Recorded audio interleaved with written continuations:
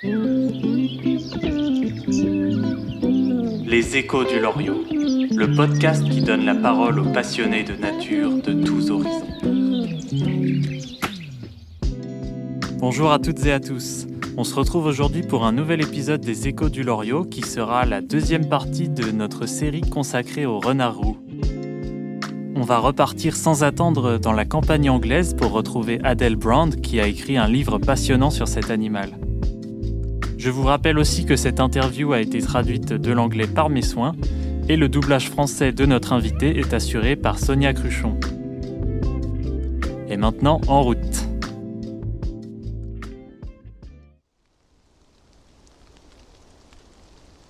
Bonjour Adèle, ravi de vous retrouver dans ce paysage automnal.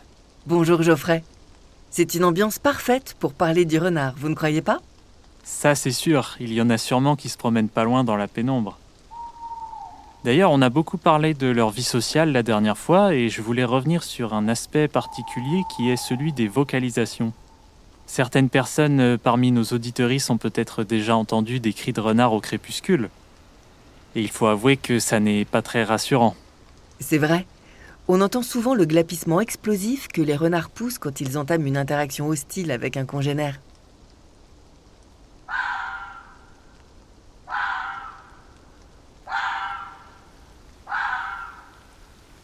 Ah oui, c'est ça. Il faut avouer que dans l'obscurité, ça peut impressionner. Oui, c'est sûr. En général, les deux individus ne s'attaquent pas, mais ils tentent d'effrayer leur adversaire avec ce genre de vocalisation. J'ai entendu les gens comparer ce cri à toutes sortes de choses. Des singes, des hiboux, des cochons, des goélands, des chiens ou même des zombies. J'ai parlé dans l'introduction de l'épisode précédent de la fameuse chanson « What Does the Fox Say ?», qui est censée faire planer un mystère sur la voix du renard. Mais en fait, il a l'air d'être tout sauf silencieux. Exactement, les renards communiquent de bien des façons et ils peuvent se dire toutes sortes de choses. On dénombre au moins 12 types de vocalisation et ils communiquent aussi avec des odeurs contenues dans leur urine et leurs excréments. En hiver, pendant la saison des amours, on entend souvent le cri caractéristique du renard qui cherche un ou une partenaire dans la nuit. Ah d'accord, donc en fait ces renards sont plutôt bavards. Beaucoup de gens en ont sûrement déjà entendu sans savoir que c'était des renards.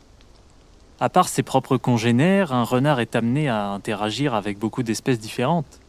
Et j'ai été surpris de lire dans votre livre que le blaireau est l'animal qui a le plus fort effet limitant sur les populations de renards. Est-ce que vous pouvez expliquer comment ils interagissent ? On ne pense pas forcément au blaireau, c'est vrai. Le renard a des prédateurs naturels comme le loup, le lynx ou l'aigle royal, mais ils n'ont qu'un effet limité sur sa population. Et ce sont des animaux qui ont disparu ou fortement diminué dans de nombreuses régions d'Europe. La principale interaction entre le blaireau et le renard est liée à la compétition. D'une part pour les ressources alimentaires, mais aussi pour les terriers. Ces deux animaux exploitent des ressources similaires, alors leurs populations interagissent et se limitent. La compétition est principalement indirecte, c'est-à-dire que chaque population limite l'autre en diminuant les ressources disponibles. Mais il y a parfois des contacts directs, et quand ils se rencontrent, c'est souvent le blaireau qui a l'avantage. Il est plus gros et plus fort. C'est rare de voir ces deux animaux interagir, mais une de mes caméras posée en forêt a filmé une de ces rencontres. On voyait clairement que le renard faisait profil bas et laissait la place au blaireau. Dans les jardins, on peut parfois aussi observer ce genre de rencontres. Et là encore, c'est souvent le renard qui s'efface. Mais j'ai une fois filmé un renard qui s'est glissé derrière un blaireau et qui lui a mordu la queue. Eh ben, il y en a qui se laissent pas faire. Et est-ce que vous avez observé d'autres interactions notables avec d'autres espèces ? Oui, j'ai souvent remarqué des interactions fascinantes entre les renards et les pies. Quand je vois un renard pendant la journée, il y a presque toujours une pie dans les parages.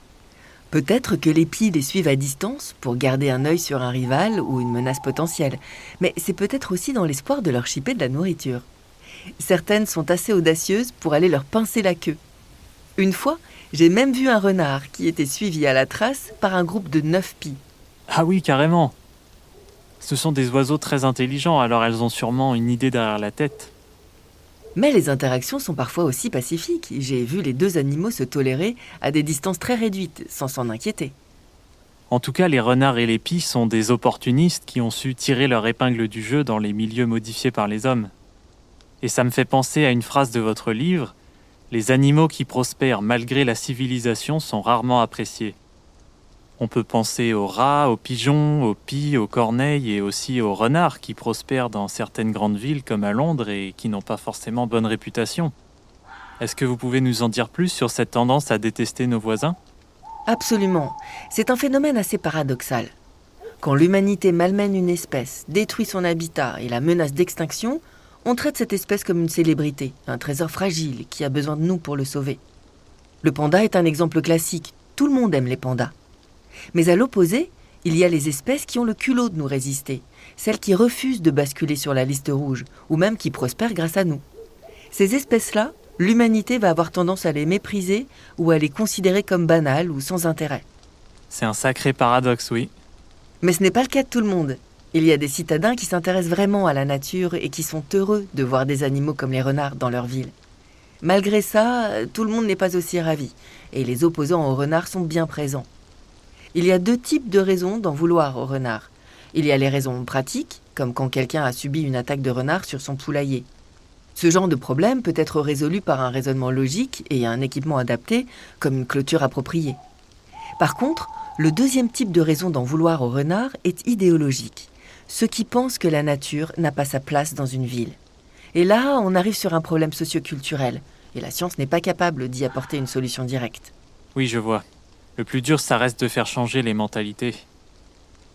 En France, le renard n'a pas non plus une très bonne image, en tout cas aux yeux de la loi.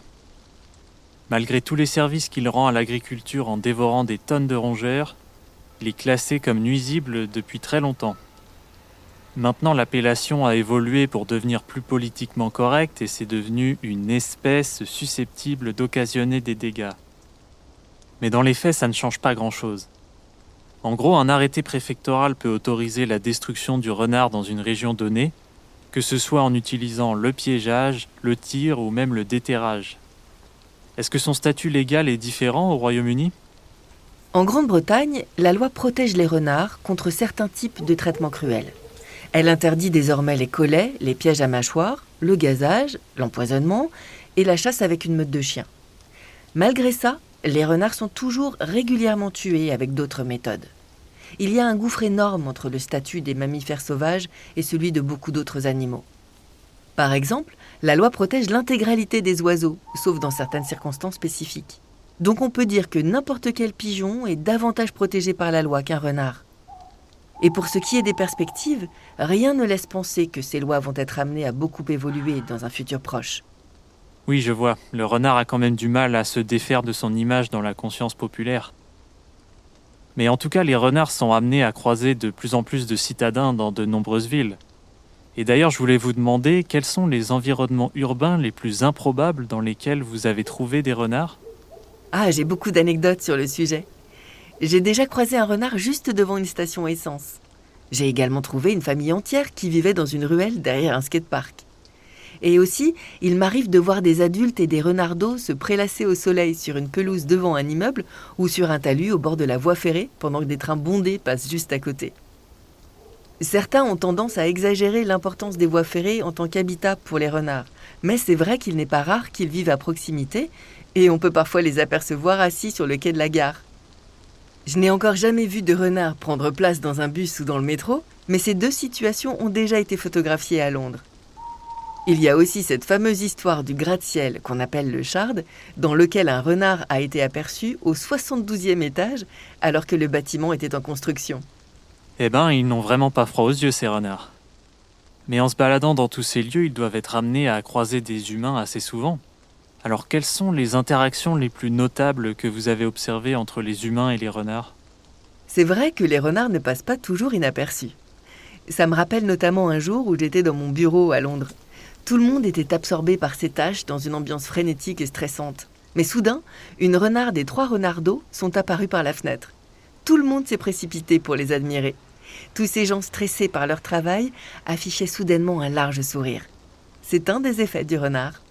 C'est beau que la simple vue d'un renard suffise à redonner le sourire. On essaie souvent de quantifier la valeur des animaux pour justifier leur protection, mais il y a certaines choses qui ne se mesurent pas avec des chiffres. Exactement. Quand un renard visite régulièrement un jardin, il peut finir par devenir un être très important aux yeux des propriétaires. J'en connais qui leur donnent des noms ou qui les nourrissent, même si cette pratique est controversée. Et ils n'hésitent pas à contacter des centres de soins de la faune sauvage s'ils trouvent un renard malade ou blessé. La bienveillance dont sont capables les gens dans de telles situations peut être très touchante. Et quand ces passionnés suspectent qu'un renard a été tué illégalement, ils en informent les autorités. Ah oui, donc le renard est vraiment un animal qui déchaîne les passions dans un sens comme dans l'autre. En effet. Et pour revenir à votre question, il y a une autre interaction plus indirecte et plus inattendue entre nous et les renards. On leur fournit involontairement toutes sortes de jouets. Les renards adorent ramasser tous les objets qui traînent sur leur territoire. Des jouets pour chiens, des vieux emballages, des balles de golf, et ils aiment aussi jouer sur les trampolines dans les jardins. Mais ce qu'ils adorent par-dessus tout, ce sont les chaussures. Certains renards sont connus pour avoir volé plus d'une centaine de chaussures.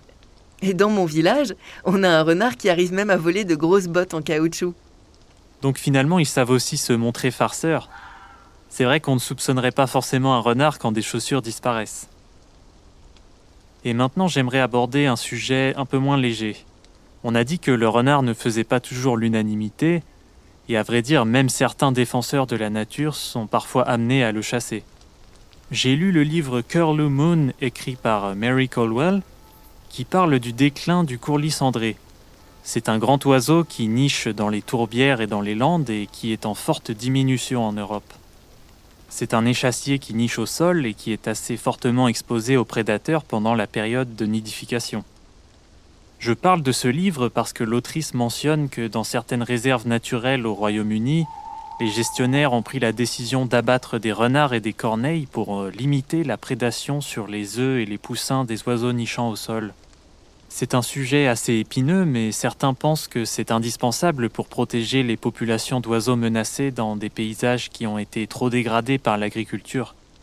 Qu'est-ce que vous pensez de cette pratique ? C'est un sujet complexe, oui. La première cause de disparition des espèces en Europe est la destruction de leur habitat, principalement à cause de l'agriculture intensive. Mais les oiseaux qui nichent au sol ont des problèmes supplémentaires. Ils subissent de nombreux dérangements, notamment à cause des chiens sans laisse. Ils sont aussi exposés aux incendies qui surviennent dans les landes.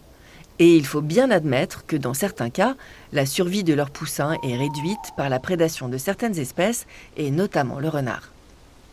Mais il faut bien comprendre que ce problème ne sort pas de nulle part. La densité des populations de renards dépend de nombreux facteurs dans le paysage. Une étude récente dans le parc national de New Forest, dans le sud de l'Angleterre, a montré comment les ressources alimentaires fournies par les humains peuvent favoriser les renards, même dans une région aussi vaste et sauvage que ce parc national. Par exemple, les déchets négligemment stockés dans les villages alentours constituent une ressource importante. L'étude conclut que les méthodes de gestion devraient avoir une approche plus globale, en prenant en compte les populations locales et en participant à la sensibilisation et à l'éducation pour éviter de nourrir les renards par inadvertance. Ce n'est pas juste en tirant sur un maximum de renards qu'on va résoudre le problème. Il faut comprendre les causes sous-jacentes. C'est vrai, le fonctionnement des écosystèmes est très complexe et c'est de plus en plus difficile de maintenir un semblant d'équilibre dans ces milieux qu'on a fortement altérés. Pour finir, j'aimerais vous demander si vous aviez des projets en cours dont vous aimeriez parler. Pour tout vous dire, je prévois d'écrire un nouveau livre. Je ne veux pas trop en révéler pour le moment, alors je me contenterai de vous dire que je suis emballée par le concept. Ah, une révélation intéressante. Eh bien, on restera à l'affût de nouvelles informations à son sujet alors. Et est-ce que vous aimeriez conclure en adressant un dernier mot à nos auditorices ? Avec plaisir. J'aimerais juste dire que les renards marchent chaque nuit dans nos pas. Ils vivent là où nous vivons, et ils voient les mêmes paysages avec une perspective très différente de la nôtre. Parfois, on a du mal à cohabiter, mais ces animaux nous offrent une opportunité unique de nous reconnecter à la nature. Et ils nous rappellent l'importance de la science pour nous aider à mieux comprendre ces êtres qui nous entourent. Voilà une superbe conclusion. Merci beaucoup Adèle d'avoir participé à cette interview. Merci pour l'invitation, c'était un plaisir. Voilà qui conclut notre série d'épisodes sur le renard. Merci à vous de nous avoir suivis. Dans le prochain épisode, on commencera une nouvelle interview qui traitera d'une famille d'animaux qui ont un impact assez fort sur leur environnement, un peu à la manière du castor dans notre série précédente. Comme d'habitude, n'hésitez pas à poster vos questions en commentaire et aussi vos suggestions d'intervenantes ou d'intervenants anglophones ou japonophones pour de futures interviews. D'ici là, portez-vous bien et restez à l'écoute de la nature.